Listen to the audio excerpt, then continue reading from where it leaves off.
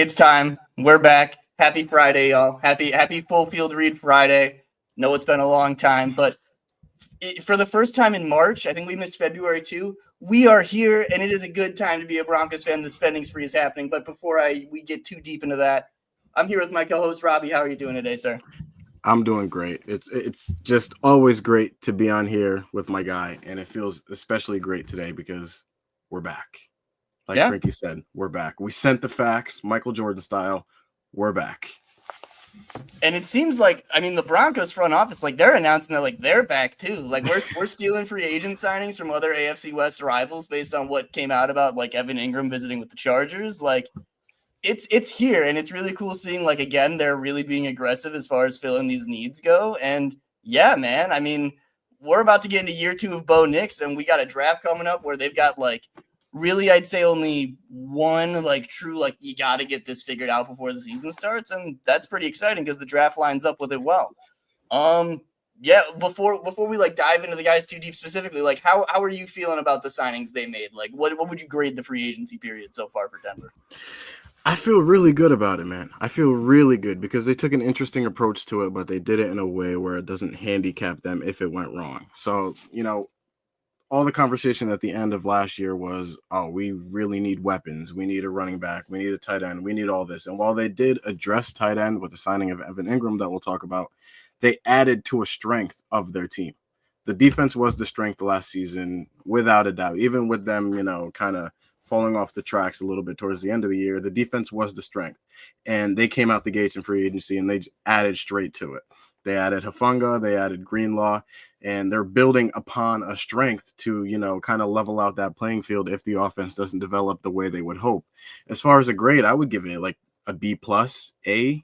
The only reason, well, a B. The only reason it's not higher for a B for me is because they didn't address wide receiver yet. They didn't address running back, but we know it's coming. So just because they haven't done it yet along the timeline, I'll give it a B. And, we also have Zach Allen to extend. We also have the Benito decision to, kind of iron out. And yeah, so I'll probably give it a B, but overall, I really like the direction that they're going.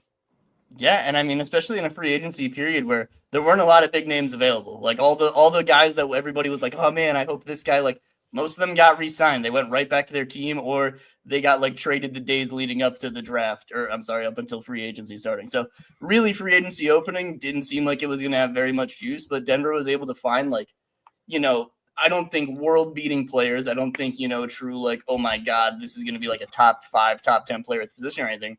But solid starters, and like you said, 2 of them being at positions of need on a defense that was already fantastic. It's really good to see, and it's really exciting, like you said, that they still have so many avenues that they can take. They've really taken a strategic approach to it, I think, where they didn't, blow the bag on like one big guy. I know Cooper Kupp was a huge discussion point for a lot of people, and while I would have been interested in it, I understand why they kind of took, I'd say, a bit more of a, all right, we have this rookie quarterback window, but we don't want to just throw all our chips in year 1. Let's save it a little bit, see if there are some other moves. Like I'm still very interested to see with them having 3 6th rounders in the draft. Like we see guys that are kind of like low level starters kind of go for that 6th round price. Some of these guys that haven't necessarily worked out early in their career, but you can still kind of see what you've gotten them. Those are kind of the guys you're able to get for 6th round picks. They got John Franklin Myers last year. Kenneth Murray, I know, just got moved for a 6th round pick. I know another guard last year I moved for a 6th round pick. Like those are the types of moves that I think Denver should be pretty interested in, because proven players right now are going to be the most useful thing to this team, and they can kind of afford it right now. So I'm very excited.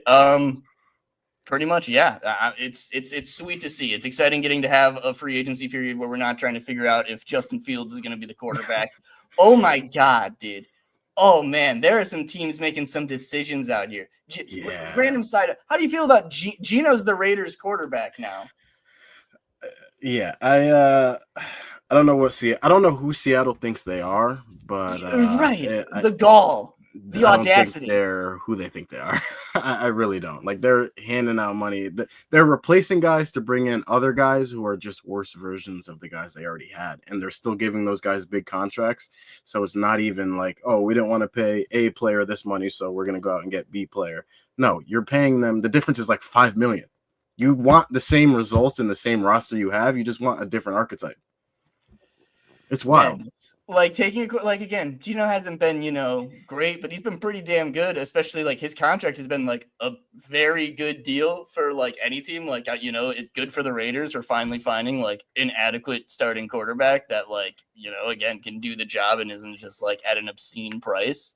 Yeah. So yeah, no, I've been very at first I was kind of like, all right, like whatever, they want to enter rebuild mode. I get they probably see a ceiling on this whole Geno DK team that they've kind of built here. Cool. But then they were like, no, we're bringing in Sam Darnold and Cooper Kupp. And it's like, huh? Are you sure? Like, that's how you want to run this? But, better power to them. We'll see kind of how it works out. It's like, who knows? Maybe they'll be right back in the playoffs next year and I'll look like the idiot. Yeah, I mean, Darnold at 35. All right. We could spend the entire episode talking about that. Anyways, well, let's dive into it. First, we're gonna go Greenlaw, then we'll go Engram, then we will go Hufanga. I'm pretty sure it's Hufanga. If I'm saying that wrong, I have a history of saying names horribly. So he can probably yell at me, but you guys can't yell at me. All right, let's do this. So Dre Greenlaw, we'll let a player or two play, but like, what does Dre Greenlaw bring to this defense? Man, Dre Greenlaw brings a lot.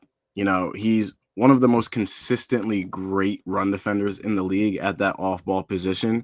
And this is the same thing is true for Hufanga as well.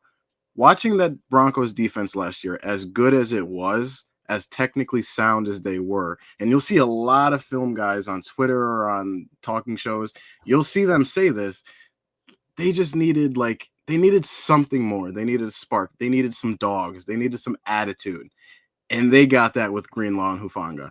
They absolutely got that. I mean, you'll see pretty much every clip we're going to show, as soon as Greenlaw or Hufanga make a play, the opposite player is coming right up to them after the play. They're banging helmets.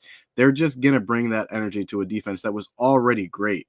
And Greenlaw, he's just such a consistently good run defender, even when he's not kept clean by the defensive line.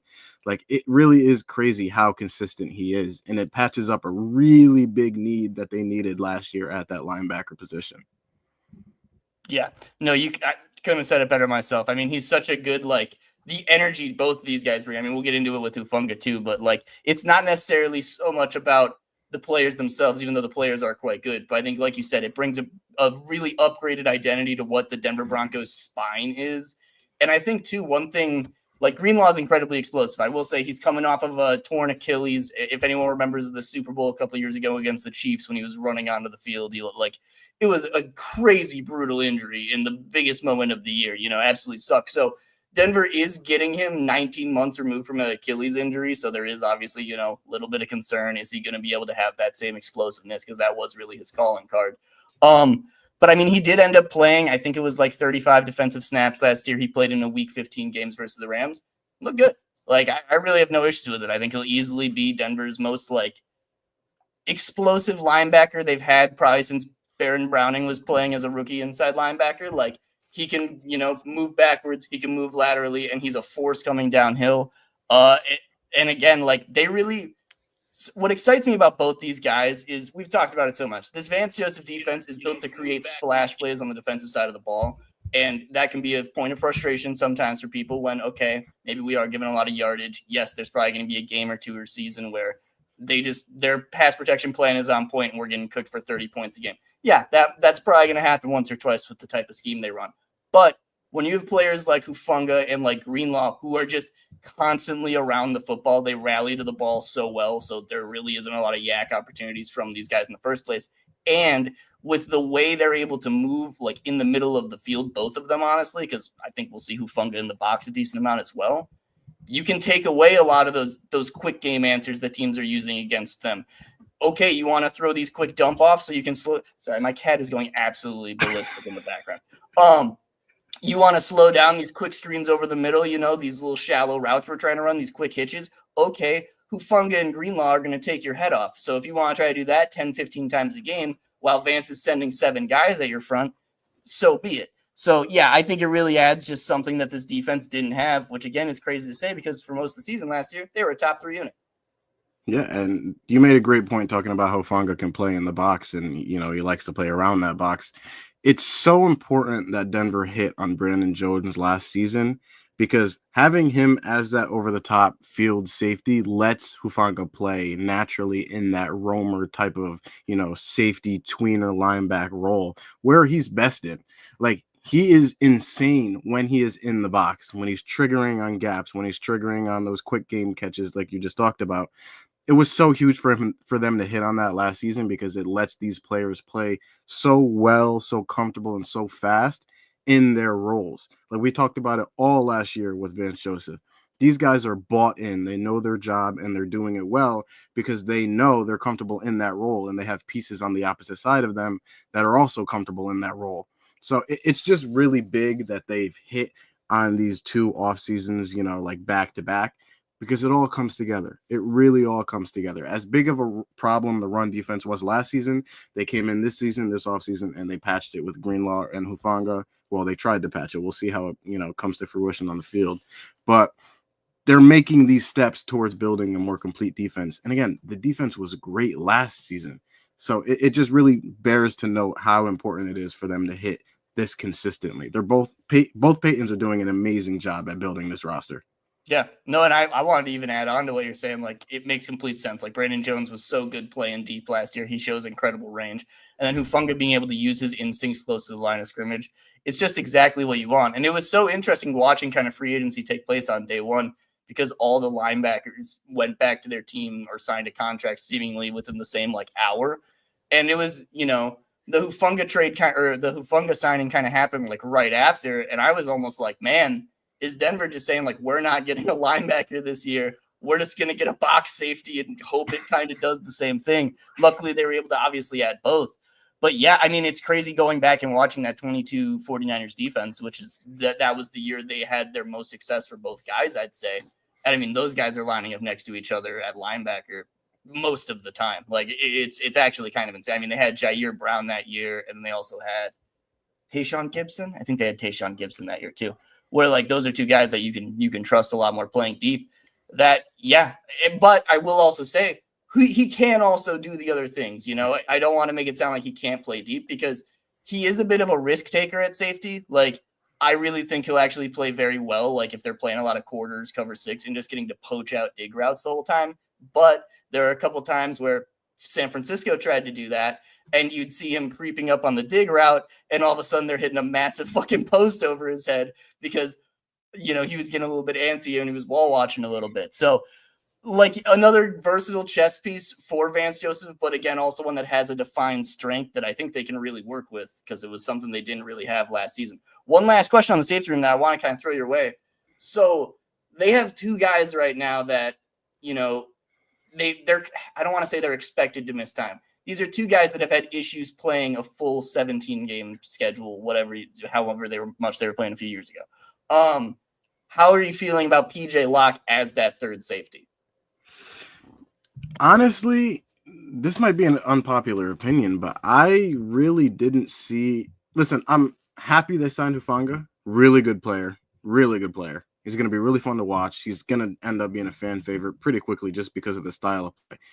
But I didn't see safety being as big of a need as it looked like this offseason. They attacked it like this was one of the most dire positions that they needed. PJ Locke, yes, he had a down year and he didn't look great. But I really didn't think he was that bad. So, especially, in the scheme that they play the 1 high. You've got Surtain on an island. You've got Moss or Wallace or whoever's on that opposite side. And you have all these other guys who are in one-on-one coverage. And with the alignment of today's game and all the motion and all these different sets, it's so hard to be consistent in man coverage. It genuinely is. So PJ Locke to me didn't look all that bad in a starting role. So I think him as a third safety is only going to, amplify his play more. I really like PJ Locke as a player in general. I think if they do choose to let him go, he's going to go on to a team and make a defensive coordinator very happy that isn't in a as aggressive man coverage scheme as Denver and Vance Joseph plays. But I think he's a really nice depth piece. And I feel the same about him that I felt about Caden Stearns. And I loved Caden Stearns, and it sucked, the trajectory of his career with the health and everything. But I thought they'd be, a really good safety tandem and really good, depth pieces and guys who are specifically good in a single role that you can just project their, how they'll be used in the season. So I think PJ Locke will be a pretty good choice as a third safety, with not the expectation, like you said, but, with the thought that Hufanga has missed some time last year. Yeah, I completely agree. I think it's kind of funny. Everyone wants to hype up how good the defense was last year, rightfully so, and especially in the secondary. But then we've gotten to the offseason.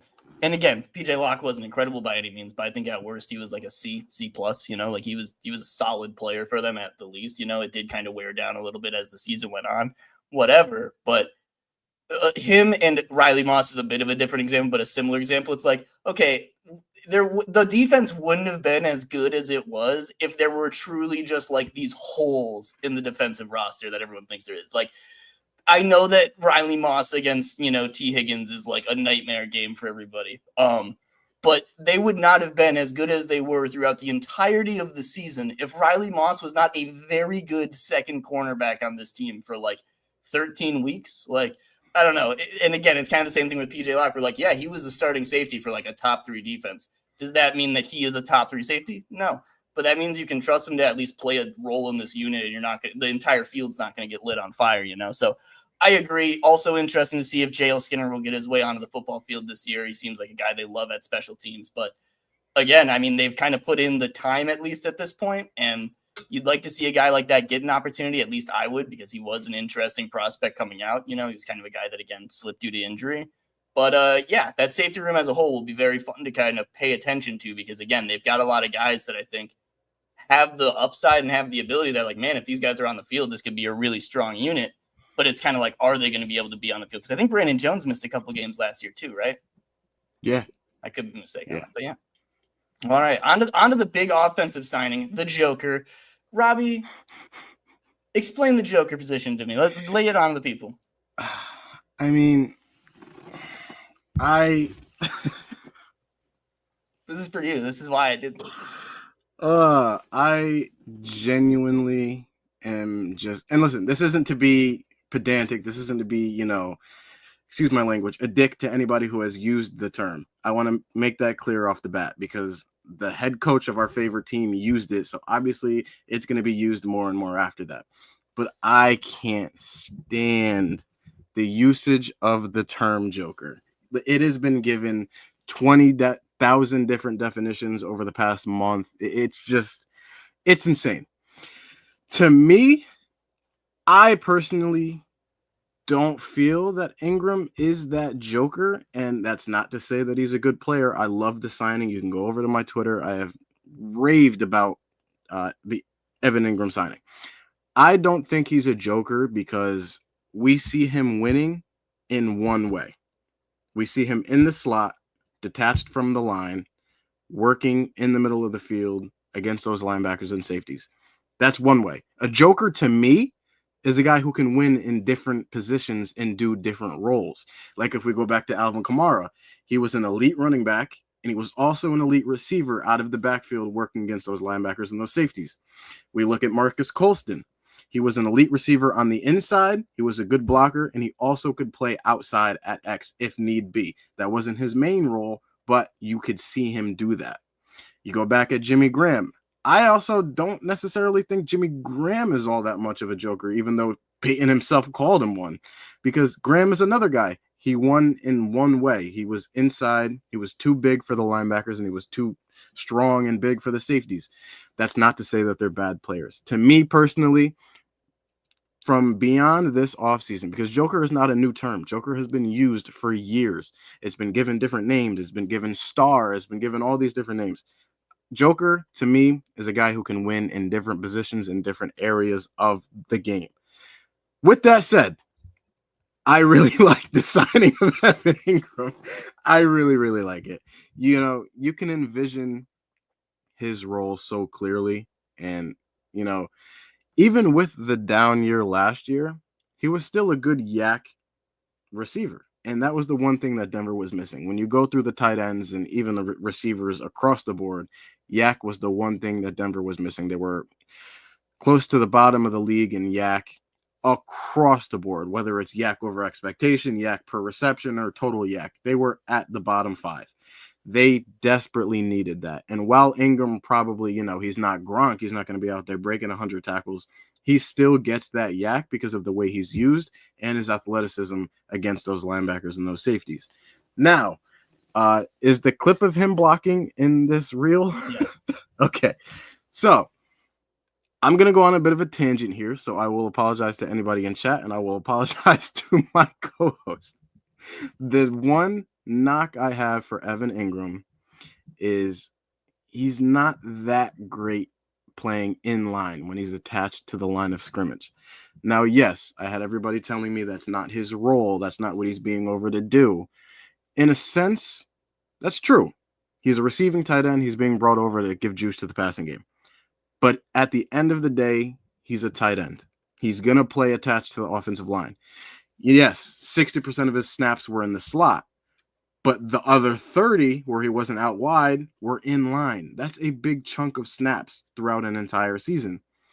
So my biggest problem is that he's not that great in line. And the issues that presents is if you're coming out in 11 personnel and you have an attached Y, which Evan Engram will play next season if they don't address it early in the draft, you need to be able to do multiple things from that set. If you come out and you pass every single time that you're in 11 and Evan Engram is on the field, that's the biggest tell in the world. And now I also want to say a tell isn't always a net negative.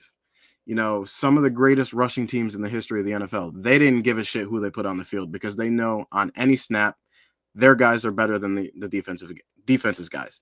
So if the offensive line and these auxiliary players step their game up this season and the running game is just completely dominant, then no, it won't be as big of I'll use the term liability. It won't be as big of a liability.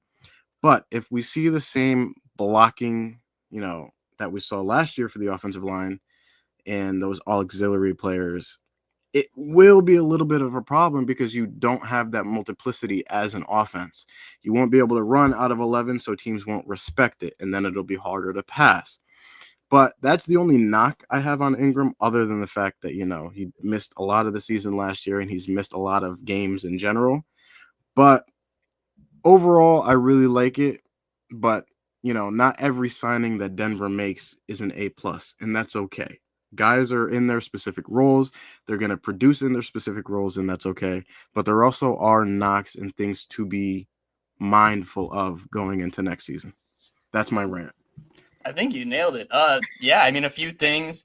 The Joker role is just shut up. Here's what I'll say. We have wanted forever them to have a mismatch weapon that they could have either out of the backfield or, working out of that slot, sometimes playing in line, maybe playing a little H-back position. I think he can be that a little bit.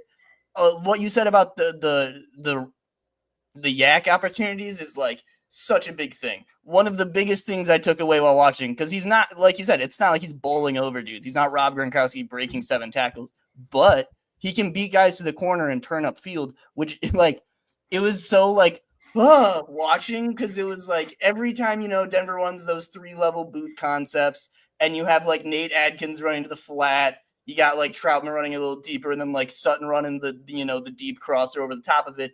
Anytime that flat would get hit, it'd be like 2 yards max. And again, that's not the guy's fault, but it's like, all right, you watch our fullback make a catch with like 8 yards of space. He can't do anything with it. And he just walks out of bounds.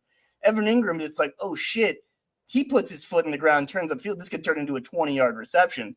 So I think it really kind of helps just boost the floor on a lot of those gimme plays that they've had. Like they haven't really had a guy that can just, all right, let me just give you the quick sit down and you can create 8 yards out of it and get us a first down. And that was a lot of how in 2023, at least, which was Evan Ingram's, the big blow up year, that was a big way he was used. Let's throw these quick outs. Let's throw this quick sit down in between the 2 spot droppers. And we'll just keep kind of chunking our way down the field. I also really like one thing that kind of disappoints me. I'm really excited to get to see him work outside a little bit for this team. They don't really have, outside of Sutton, they haven't really had a lot of dominant outside players. And I do think Valet and Mims, it's so weird because Mims, I think you'd hope could kind of develop into that Z on the outside. He hasn't done that. So last year, a lot of his production came out of the slot as well. So did Valet's. So it does kind of create a little bit of a log jam there, and one of those guys is probably going to get forced outside or just kind of get their snaps greatly reduced. But it's really too bad to me that we haven't really seen Sutton be able to operate a bit more as that big slot, because I think that would be something like being able to put those two guys on one side of your formation and just have them flip flop, and like, teams have, a big DB or two. You probably are not playing two DBs on the same side of the field that can deal with 6'4" Cortland Sutton and I'd imagine 6'2", 6'3" Evan Engram, who runs like a 4.4. Like, that's a tough ask for any defense. So I think there are just like, you think about the passing game opportunities, it's kind of limitless. But I do want to, again, echo something you said. He is not going to be the guy you want in line a lot of the time. And that's another spot where it was funny because I was talking about it for a lot of the rookie tight ends, but now it really applies to Evan Engram. Yeah, man, Adam Troutman is going to play a lot of snaps for this team next year. Unless they add a different inline body, like they trust Adam Troutman in line, as do I. And like, what else are you going to do? Like, so I think when we see 12 personnel, like right now, I think that's probably going to be their jam most of the time. Then you'll just see, Engram kind of hop on and off the line of scrimmage. But last year, I think he played 39%, like 40% of his snaps in line. And it was the highest percentage of his career. It was also in correlation, kind of one of his. So let me say this too. So he was injured a lot of last year. He strained his hamstring in week 1. And then in week 15, I got it written right here. He only played 9 games last season. Really, it was like 8.5 games because the week 1 game, he was basically hurt. So his 17-game pace would have still been 89 receptions and 686 yards, which, holy crap, if that happened in Denver, like even that is like a godsend for this team. So even with a down year last season where I think he wasn't necessarily used perfectly, still an incredibly productive player. So I think it's kind of a home run for this team. I think it opens them up so much in the draft. Let me ask you this. So a player like him being taken, or I guess added to this team, does he kind of make it so you don't necessarily want to add, for lack of a better term, one of these joker type players in the draft? Like, would it make you hesitant to see them add a player like Colston Loveland, for example, in the first round? Hell no, absolutely not. I put out a tweet after they signed him because my mind immediately went to that. I don't think Evan Engram rules out Colston Loveland or insert whatever tight end you love a lot in round 1, and nor do I think it should, because like we've highlighted while we're talking about Evan Engram, they still need a guy who can do both because they don't have a single one on the roster. You have Engram, who's the pure receiver. You have Troutman, who's the pure blocker. You have Kroll, who isn't good at anything. They need a guy who can do both. They genuinely need a guy who can do both, because that will open, in my opinion, that'll open up the offense more than a versatile running back would. Because, all this, listen, running backs do matter. I want to come out and say that now because I love the transition that the league we've seen in the league with running backs. We are back. Real football is back.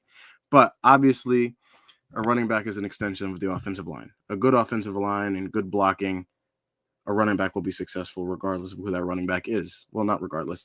Majority of the time, regardless of who that running back is. So if you have a guy who can do both and you have that multiplicity in your offense, you have a good offensive line, you have that tight end who can block and who can go out and catch a pass. That opens up everything. You don't have to be scared to live in one personnel grouping. You can come out in the same personnel grouping for 20 plays. You can call 10 runs, 10 passes, and it'll be 20 different concepts. That's your goal as an offense. So no, I don't think that should rule out Loveland or whoever they fall in love with at tight end at 20. I don't think it should have any bearing on that position at 20. Yeah, I completely agree. I mean, at the end of the day, it's like Sean's going to be able to make it work. It's not like if he has 2 good receiving options in the tight end room or whatever, position that both of those guys will play. Oh no, he's not going to be able to figure it out. Like, no, man, it's kind of the same argument I had with the Cooper Kupp signing thing. It's like, this team purely just needs to add talent. And they have 3 or 4 years, whatever in this rookie contract window to get that talent. Do it by any means possible. If you think that there is a true difference making, because at this point, they're just a pass catcher. You can talk about role however you want. This team needs to add talent to their pass catching room. And if you think that you have the ability to do that in the draft, do it. I don't care what position he plays, because the reality is, like, yeah, Evan Engram, we hope ends up being a star, but we haven't seen that he's this unbudgeable piece on this offense. Courtland Sutton. I think we all love Courtland Sutton. Courtland Sutton is not stopping this team from upgrading at the receiver room. They could even not upgrade at the X, but they could look to add a guy that they believe could eventually get better than him. The ceiling has not been capped on this offense at any of their positions. So they should still be looking to add at them by any means necessary, even if it is like low-level investments, just because that's how you continue to kind of have a healthy ecosystem at all of your position groups. That's such a good fucking point. Yeah. Where else are you going to find anything like this than Full Field Read and Let's Talk Broncos? Honestly. We're back. I thought it was funny. So it was hilarious watching, because you get to the clips sometimes a little bit before I do, which I hate. I went on Twitter. I saw you post a whip route that I literally, I had one saved on my phone, but I hadn't gotten home to shrink it up yet. I was pissed because it was the same exact one. So my ass had to go to the season before and find a different whip route. But I just wanted to highlight, it was so funny what you said, because it is just so true. And I think we saw it attempted once or twice. These types of routes, they're just go-to man beaters. Hey man, they're showing blitz. It's third down. I'd assume this is probably a third down look, whatever. We need to have someone be able to create quick separation. That guy can be Evan Engram for this team last year. Those, I don't know if he'll necessarily be the guy, but we joked so much last year. The free access slant. These, oh God, we just need 2-3 yards. Can we please just make an easy pass? That guy can be Evan Engram a lot this year, and he doesn't have to be the only guy that can do that. But it's exciting that they at least have a piece like this now. And I think what was kind of cool about all the clips we've kind of gone through, you have one of him beating every kind of defender, because that'll be kind of such a big thing next year. Is, can Sean make it so when Evan Engram is on the field, teams are dedicating a linebacker or a safety to him, or are teams just going to be like, what the fuck? This dude's a receiver, throw our nickel DB on him, which again is still a mismatch, but that doesn't give them the advantage in the run game that you kind of hope for out of a piece. Yes, having Evan Engram matched up on, insert 5'10" nickel corner is an advantage for your passing game, 100%. But you would really like them to have that multiplicity to, okay, shit, who do we put on this guy? He's been lining up in line all game, maybe in 12 next to Troutman, and they've been, getting 5 a pop every single time. Well, now he's lined up outside. What are we supposed to do here? That's kind of the hope, and it is going to be interesting seeing kind of how they create that. Yeah. And he's going to help in the screen game. They have not had a good tight end in the screen game in years. So, yeah. Years is probably doing them too much justice. Probably a decade. Since Julius Thomas. So, yeah, a decade. Yeah. Been rough. It was fun, too, going through – this is random, but the Sherfield tape. But going through both of these offenses that kind of these guys – or what am I talking about? Going through some of the offenses these guys came from, because they were a little bit bought in the blocking department. So I do think it is going to be a good fit for Denver in that realm, Yeah. Yeah. All right. What do you think what are they still lacking in the receiving room? If you were to say one thing. Reliability. That's the one thing. They are desperately lacking reliability. Because you have Sutton, who, he'll make the contested catch twice a game for you, and he'll make those wow plays all season. But he has those back-breaking drops, and he, kind of struggles working inside. He's gotten better at it, I won't lie, but he kind of struggles playing inside. They don't have a guy who can just truly separate opposite of Sutton, because I think Sutton is an underrated separator. But nevertheless, they don't have a guy who can truly separate. Mims has been good when they found that role for him, but that role is so limited. It's just so limited. As much as I love it, it brought out the real fan in me when I saw that they were going to start bringing him out of the backfield, but it's so limited and it's so niche. That's one thing that they can do. That's not, you can't apply that to different areas of an offense. That's just one subset of an offense. Franklin, he just struggled.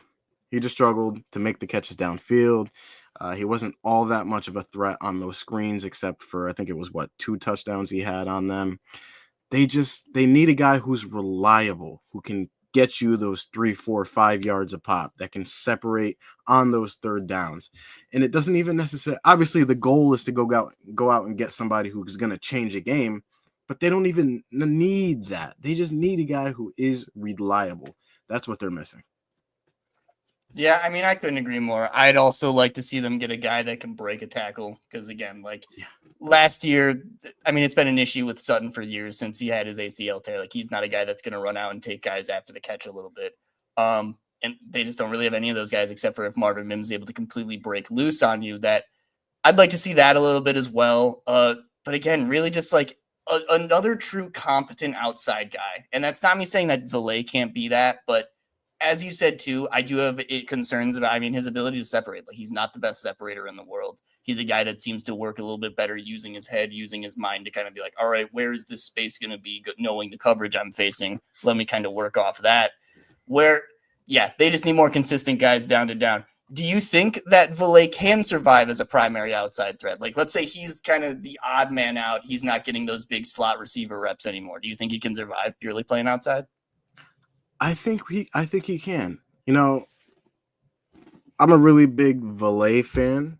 I remember at the beginning of last year in the training camp, I said that he would be, a difference maker during the season for them, year one.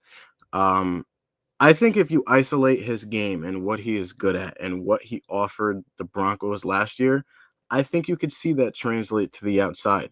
We do need to see a step in separating, like you mentioned, but the things that worked out well for him and the things that were positives for him was he had a big catch radius. He had a monster catch radius. It seemed like every week on a third down, he was catching a ball that was either all the way out here, all the way above him, all the way behind him. And, he was just reliable in that sense. And another thing was he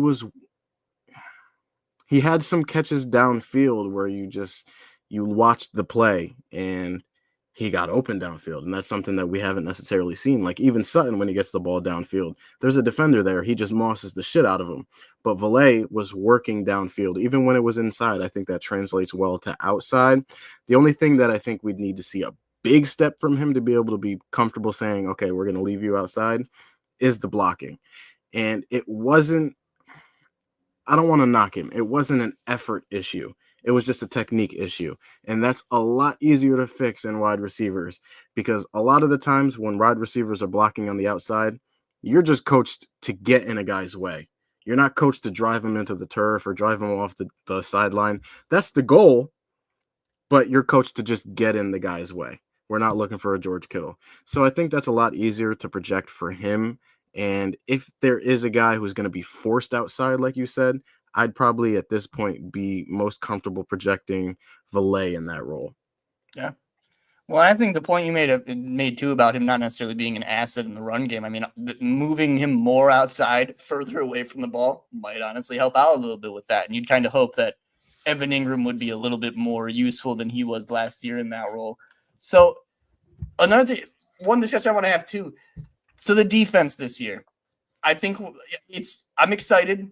They have a lot of new pieces or a couple new pieces that I think can have some really good seasons.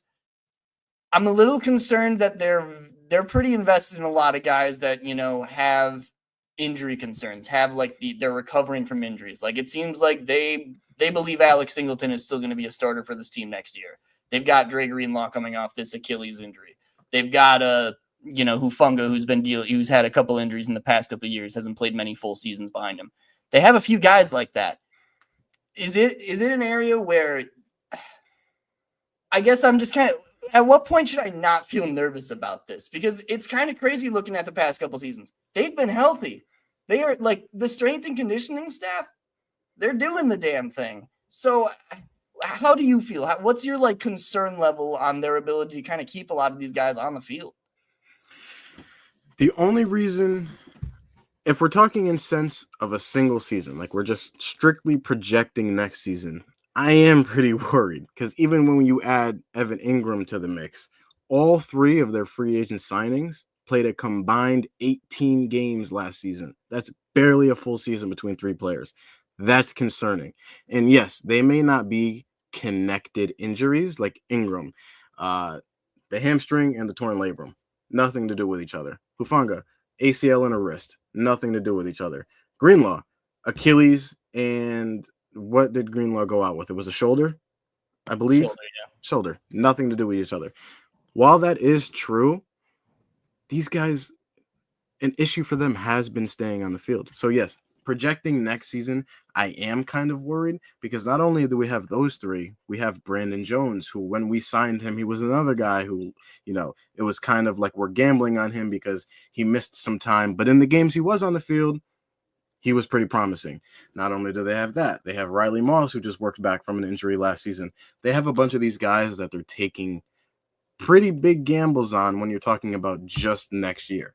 In totality, though, I'm not that worried because all three guys took pretty team-friendly deals, and there's such a clear path for them to move on if they choose to do that. But when we're talking about a single season, yeah, I'm pretty worried because it could honestly just turn into like a domino effect.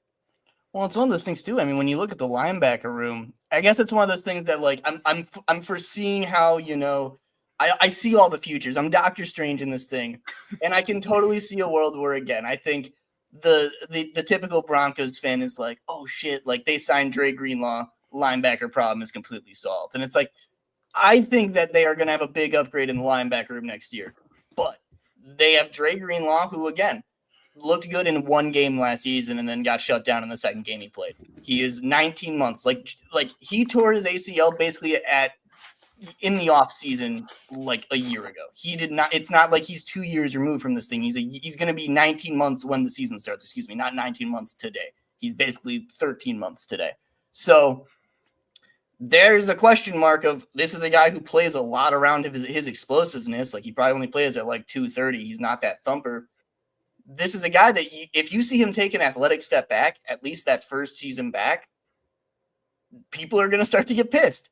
Alex Singleton already wasn't the best player in space, is now going to be coming off of a massive knee injury. He's a year older. People are probably going to be pissed if that guy doesn't play too well. And then behind them, you have Sternad, who I think, quality special teams guy, looked okay as a spot starter last year. And then Sanders, who's a complete wild card. Like, there is, like, and I'm not saying all this to kind of poo-poo it, but it's one of those things where, like, again, I want to be the guy that says, like, maybe we should temper our expectations a little bit before we're like, they're going to have a top, whatever linebacker core now. And it's like, I think it's going to be better, but I still think, it's still probably the weakest position group on the defense. Actually, now that I've said it out loud, yeah, I feel comfortable saying that. Like, they definitely still, like, I think they could still kind of add another piece because it is one of those things where I'd like to see them kind of be able to deploy some 3 linebacker sets more this year. And unless they have a lot more faith in Drew Sanders than they've literally shown me ever, who's the third guy? Like, who else are you kind of tossing out there?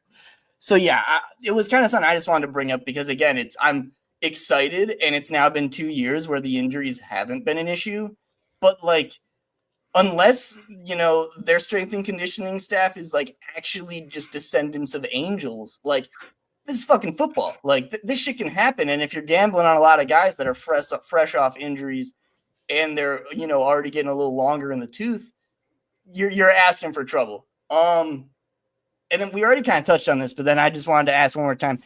After this first wave, looking at the current roster as it stands right now, outside of like quarterback, are there any positions that Denver shouldn't be looking to add to in like the first 100 picks of the NFL draft?